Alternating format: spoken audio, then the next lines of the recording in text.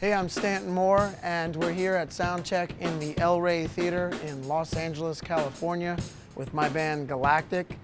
And I wanted to show you guys a little bit about what I'm doing that might be a little bit different with my kit. What I've got going on here, as you can see, I've got this extra 26-inch bass drum, which people ask me about a lot. Over the years, I've started realizing that there's all this space over here, and how could I mount some interesting sounds? And it would be hard to get stands in here. So DW has this clamp mount that I've found to be incredibly useful.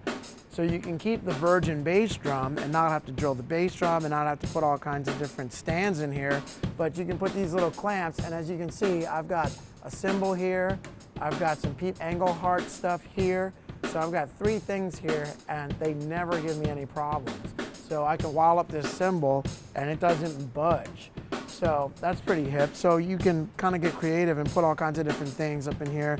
And I've got one over here as well for my cowbell in my main position. And I'm about to try to figure out what I can put right here, because now I've got this space. So I might put in like a little mini timbale or something like that. But I've got space now, and with that clamp mount, I can get in here and then I can put different things up in this space. So I'm gonna think of something to do with that space in about a minute. So one of the other things that I'm doing here is, you can see I'm controlling the 26 with the remote or the slave side of a regular double pedal. You can tell here too, I've got a bunch of the DWSM5s around here, and that's how I'm mounting a lot of my cowbells. That's how I'm mounting my Pandero. And then I've got a longer rod over here so I can get a Black Beauty cowbell on top of the Pandero. And I'm really digging on the 6,000 cymbal stands, and I've been using these for years. And I like them because they maintain, or they retain, a vintage vibe, and they're lightweight. But I really wallop the heck out of them and take them on the road, and I barely have any problems. But because they're low mass, the cymbals resonate well on them and sound good as well. I'm using a bunch of the 6,000 snare stands over here as well. I've modified a cymbal stand and then put a snare basket in here so I can mount these bongos. And as you can see, I've got some of the Pete Engelhardt stuff over here as well.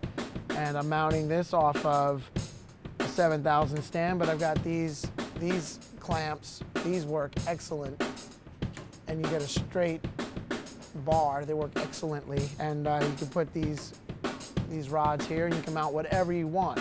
And then right here, what I've done too, it's funny, we played with Galactic right before the Foo Fighters this past Jazz Fest, and I noticed Taylor Hawkins had a DW stand with the DW, with the DW microphone clamp. So I called the next day and was like, I just saw Taylor and I dug his mic stand, so I need to get one like that. He was using like a 9,000, so I did mine with a 7,000, and it's great. So I keep this just a little loose so I can swing it in and out when I need to. So I'll be playing, and then I just swing it in like this, and then here I have it, and then swing it out when I need to. So it's great. You know, as a drummer, sometimes if you've got a mic stand that's not quite very sturdy or doesn't work to swing in and out like this, this works great. I just put a memory clamp on it and I can swing it out of here and then get into all these things as I need. So I can get creative in the studio and start coming up with all kinds of different ideas by just putting different instruments within my hitting range. And all the DW hardware and mounts and things that I'm showing you have allowed me to get creative by being able to put instruments that sound interesting within reach.